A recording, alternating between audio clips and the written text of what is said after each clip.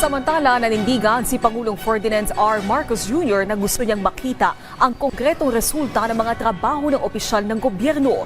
Iginiit yan ng Pangulo sa ikalawang episode ng kanyang podcast kung saan sinabi nitong dapat nang matapos ang business as usual mindset sa gobyerno at dagdag ng presidente, hindi rin uubra sa kanya ang kaibigan pagdating sa paglilingkod sa bayan. Si Gab Villegas sa sentro ng balita.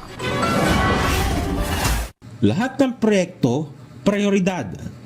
Walang maliit o malaking project para kay Pangulong Ferdinand R. Marcos Jr. Kailangan matapos lahat ng programa sa tamang oras. Sa ikalawang episode ng BBM Podcast, sinabi ng Pangulo na ayaw nito ng business as usual. Hindi mo pwede sabihin, oh, naayos ko na, tapos iiwanan mo.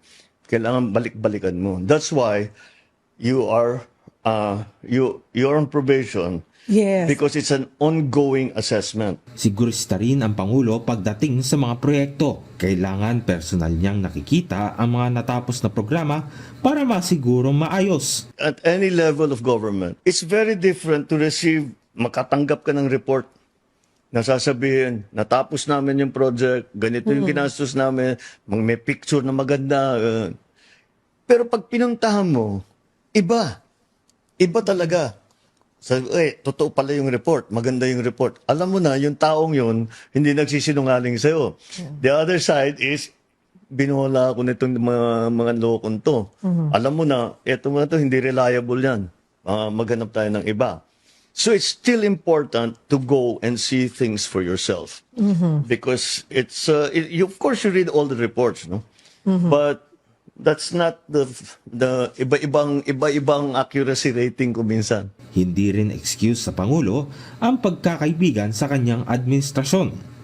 Ibig sabihin, walang lugar ang friendship card pagdating sa tungkulin. In the military, kapag sinasabi, ito yung gagawin mo, pag hindi mo, ano nangyari? Hindi ko nagawa kasi ganyan, out. You're relieved. Next. And that's what we should do. We have to be very, very strict. Look, kahit kaibigan kita, mahal kita at lahat, pero hindi mo nagagawa yung trabaho eh. Hindi naman ito tungkol sa pagkakaibigan ng pagmamahal natin sa isa't isa kung hindi para sa serbisyo para sa tao. Iginit din ng punong ehekutibo na hindi siya mangingiming palitan ang mga hindi maayos na opisyal. Kapupuntahan mo nga. Sabi, kung hindi ka nakakasiguro, halimbawa, may report, napakaganda ng lahat. Pero may kaibigan ka na tiga doon. Sabi, boss, hindi totoo yan. Hindi nila natapos.